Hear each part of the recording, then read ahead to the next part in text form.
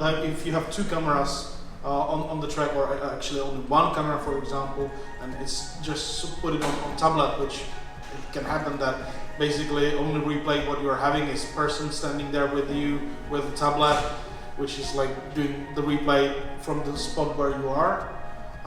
In those type of events, I would say okay, but for example, of event where you're having 10 different cameras on the track, and it's quite big, and it's not possible to allow anybody to go to the tower, then I would say, even in the briefing, we will judge based on what we can see.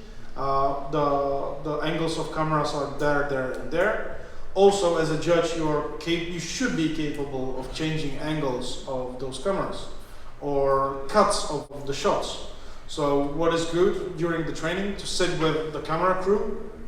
They will show you how they will be cutting the race, and you say, okay, don't cut me the view here, because then you are just basically putting me off my vision on that curve, and it's big possibility that cars will go off the track here. So make the cut half a second later. It's a crucial part. And you will set up also the angles of cameras. You can say, okay, this camera is nonsense there, because there will be a lot of smoke, we will see nothing there.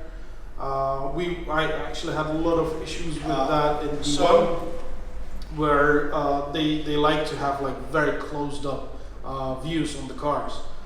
It was terrible, and I had a huge discussion with them. Just take off the vision slightly of the car, that you also can see surroundings.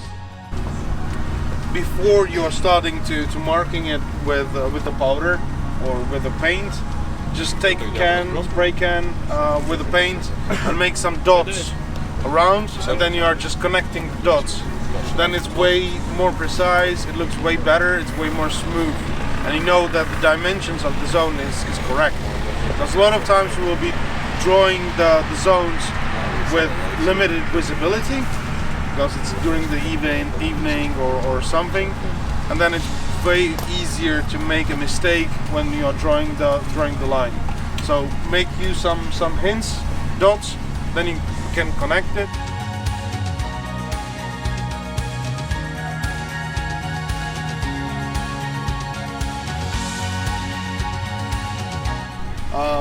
But then the line was drawn nicely as arc, and now it's way easier to draw the zone correctly.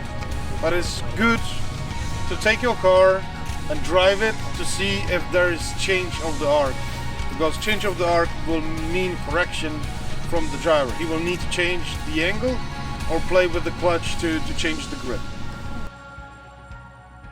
Because the momentum and the energy is put into that rolling of the car, and it's not that dangerous. The most dangerous hit is basically the one when the car stops. The impact itself, yeah. That's the most dangerous one, because that's the most energy which is coming to the body of the driver. So yes, if you are seeing something which is going against the safety of the track and you are having your doubts about that, you should be able to speak with the promoter. If he's not listening, then you should adjust the track layout, that the drivers are not coming to that dangerous spot.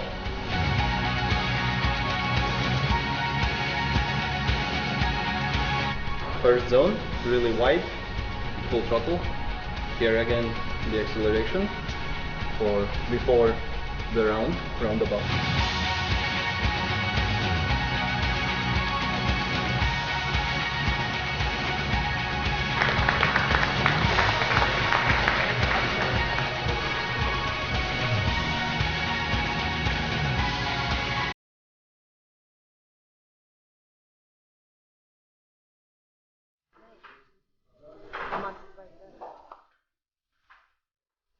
This very important person, NFI or drifting, is basically responsible for this sport under FIA. So big applause. Thank you.